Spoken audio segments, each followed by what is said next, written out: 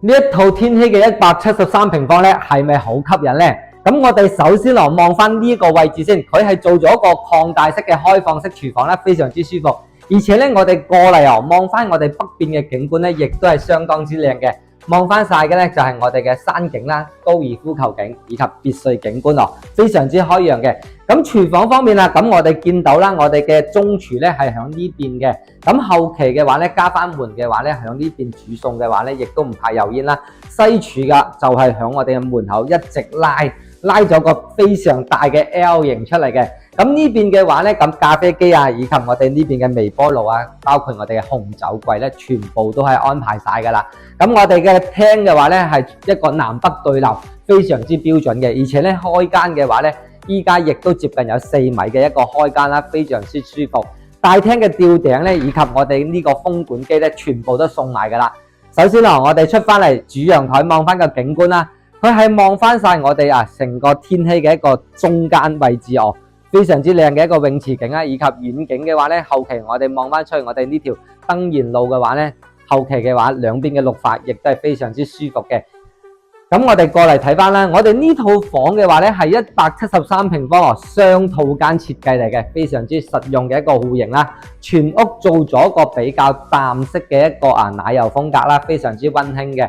房間嘅話咧就係響我哋入戶門嘅一個對面呢邊過嚟嘅。咁呢邊咧嘅話咧，咁佢3間房間而且每間房嘅一個空間咧，亦都係非常之 OK 嘅。咁呢間書房嘅話咧，實用空間去到25平方啦，景觀非常之開揚噶，望翻一個南向嘅一個泳池景觀，非常之吸引嘅一個景觀啦。咁每間個位置咧，我哋見到佢嘅裝修用料非常之到位噶。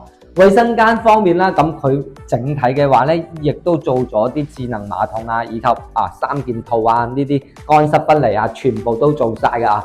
第一間我哋睇翻北向嘅房間咯，房間嘅話咧，咁佢整體嘅一個衣櫃以及我哋床頭嘅背景全部都做晒噶啦。而且咧北向嘅景觀咧係向翻我哋頭先別墅呢邊嘅景觀啦，比較開揚啲嘅呢間房間。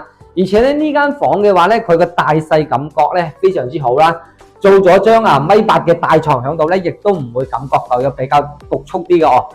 咁主人房方面我哋可以入翻嚟，首先睇翻咧主人房方面咧，佢個衛生間咧係比我哋以往嘅都會大啲啦，接近7個平方嘅。而且咧我哋見到咧佢淋浴方面咧，亦都係比較大嘅一個空間嘅。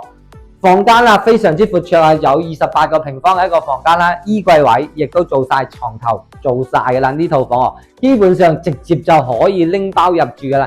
全間屋嘅話咧4台冷氣以及我哋嘅中央空調全部都做好晒嘅。而且咧呢個大廳嘅話咧，正式嘅一個南北對流，非常之實用嘅。加上咧成間屋嘅一個原木式嘅一個風格咧，非常之靚仔嘅。如果你對呢套房感興趣嘅話咧，歡迎聯繫我過嚟現場實地睇樓嘅。